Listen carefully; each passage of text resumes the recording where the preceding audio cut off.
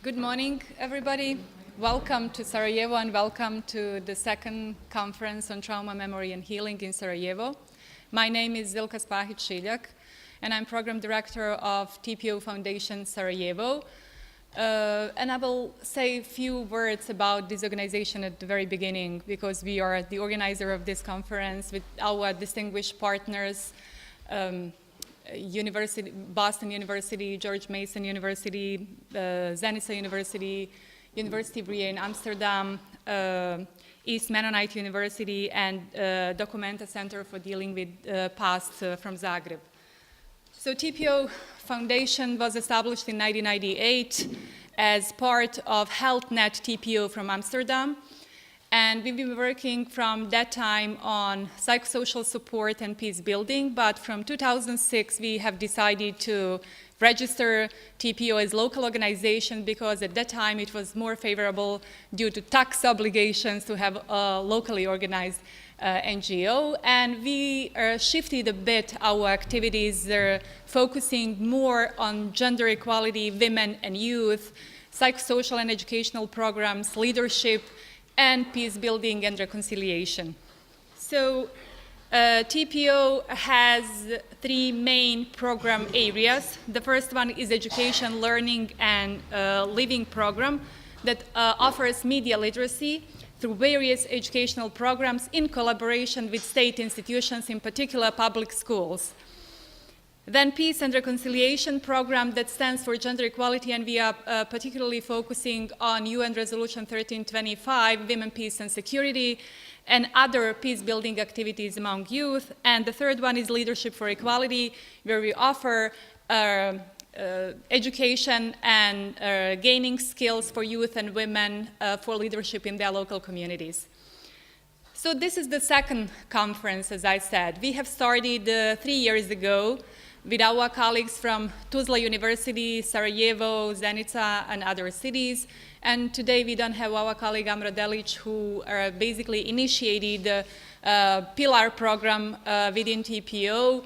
And the first conference was held in 2014 in Tuzla and Potocari with scholars and practitioners from the Balkans region, primarily Bosnia, Serbia, and Croatia, gathering also students with the field trip to Srebrenica and Potocari.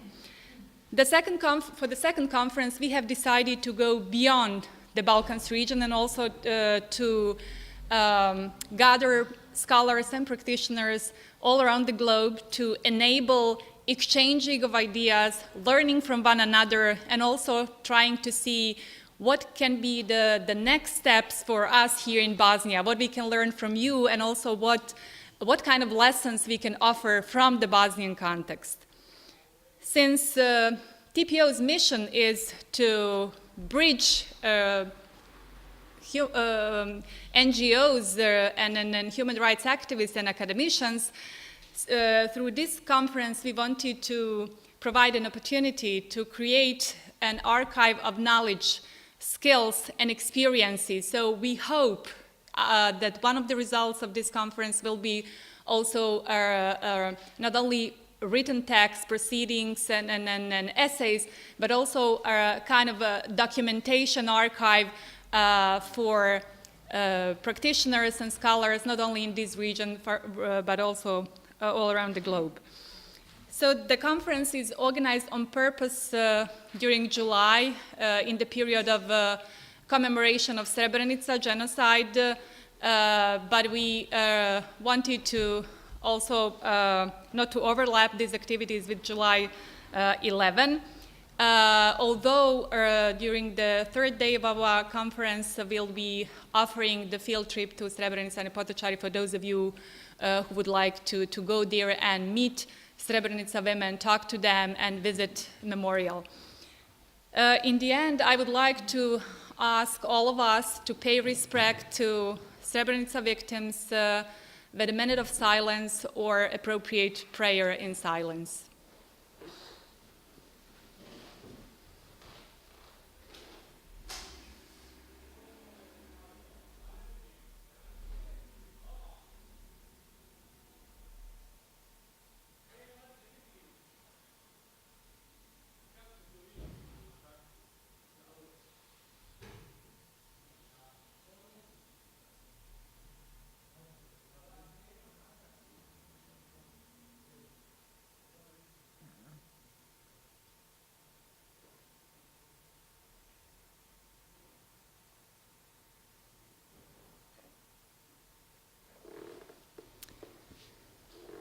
Thank you. So I would like to invite my colleague Julianne to say a few words about this conference. It's a real pleasure. First of all, I think I might stand because then I can see your faces. It's really a pleasure and an honor to be here with you, to see your faces, to put your names with your faces. So thank you so much for coming. I'm the coordinator of the conference, and I'm so thankful to Zilka and to TPO Foundation for giving me that role. I want to say a little bit about the three themes of our conference, just to kind of start to jump into what we're going to be dealing with the next 3 days, and then a little bit about a few changes in the conference program. The themes are trauma, memory, and healing, and those are intentionally chosen. Trauma, we can logically think, would be something we would find in a region where there has been 3 wars during the last century. It's not terribly surprising to imagine that we would find trauma here. However, what is exactly trauma, and how exactly do we recognize it, are much more difficult questions to ask. And I think we're just at the beginning of that process, as far as I'm aware, here in this region. Unfortunately, it's still the beginning. Bessel van der Kolk, in his book, The Body Keeps the Score, for those of you who know it, says that the roots of trauma are immobilization, or not being able physically to respond with the fight or flight instinct that comes from our bodies, being held from, in some way being held or trapped from doing that. That's one way we could think about trauma. How do we recognize it? Sometimes in individuals we see headaches or insomnia, but what about the collective level? How do we recognize trauma at the collective level? Van der Kolk gives another example that is striking and not very easy to repeat, but I think it's very helpful when I think about collective trauma. He talks about a test that was given with dogs, where dogs were put in cages and given electrical shocks, suffering. And they responded to that. And then they took a control group where they put other dogs in cages that hadn't been shocked previously. They opened the doors, gave the dogs shocks, and as you would guess, the dogs who hadn't been shocked before ran away from the cages. But the dogs who had been shocked previously stayed. And the only way, they said in this test, to get them to change their behavior was to physically drag them out of their cages so they could experience what it was to get away from the painful experience. And I wonder about stuckness. Katie will talk a bit about stuckness, about how we freeze into these situations of trauma and situations of suffering. At the collective level, and I think about, I don't know, I pose myself a question, is this one of the causes for stuckness in this country? Memory, remembering, commemoration, memorialization, these are words you hear all the time, at least in Bosnia, and I imagine in the whole region. During these last 20 years after the war, these are major themes. And as we were talking about yesterday, I think they may be the most visible signs of trauma. The places where one can see trauma perhaps the most in this country.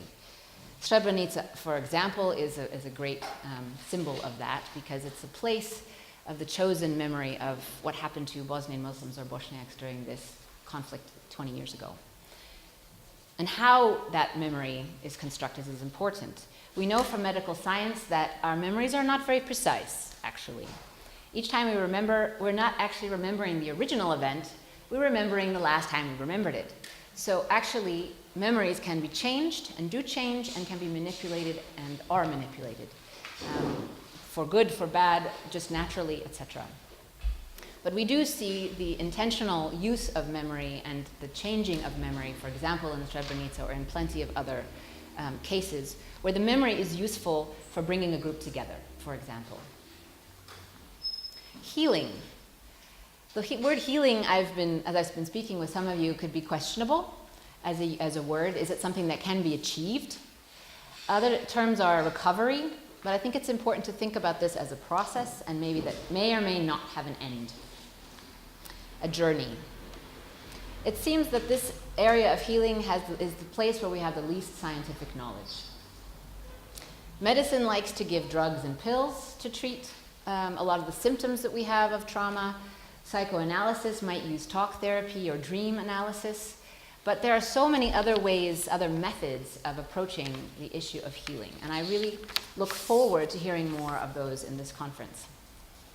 We have, of course, yoga and breathing exercises, there's EMDR, but of course there's many more.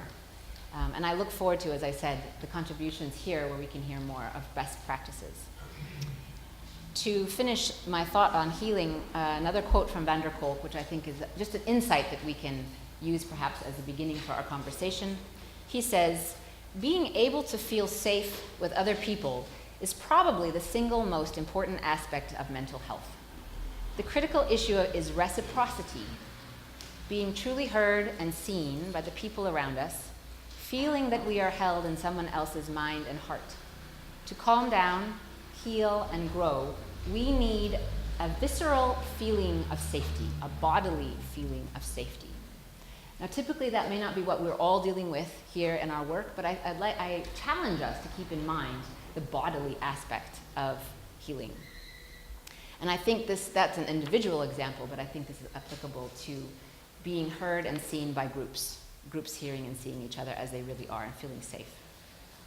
So I say that as an introduction because a goal of the conference is not only to be an academic endeavor, but to engage with some of these methods.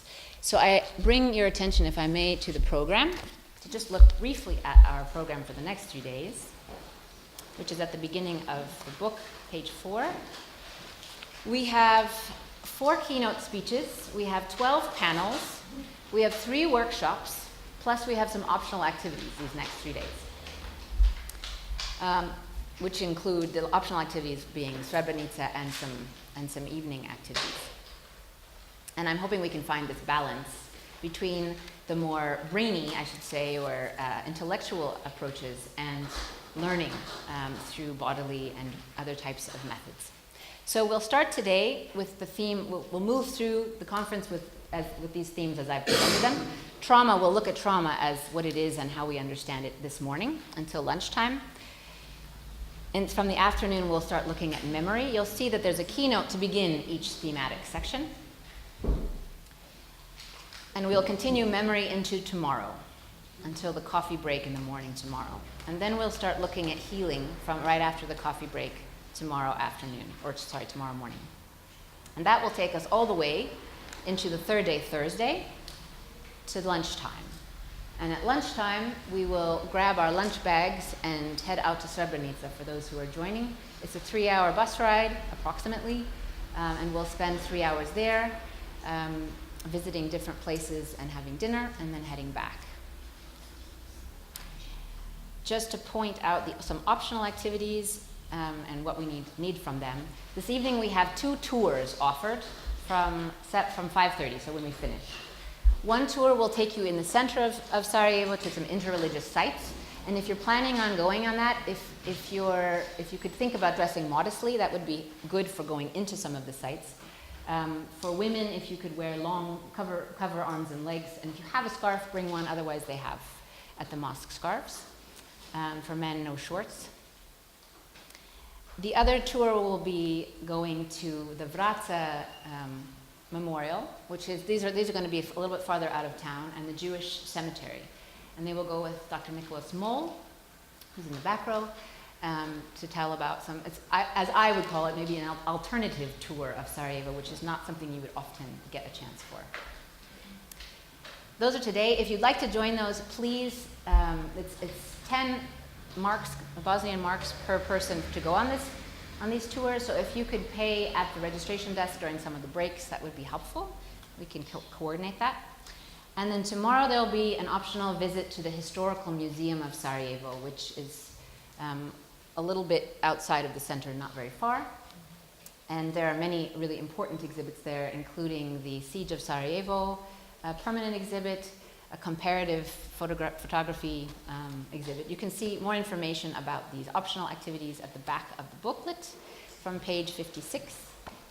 And that will cost 5 marks for the entrance, and this doesn't look the same as what's listed. That's because we'll just allow you to pay your taxis together as a group. It's less complicated than us facilitating. So 10 for the tours and 5 for the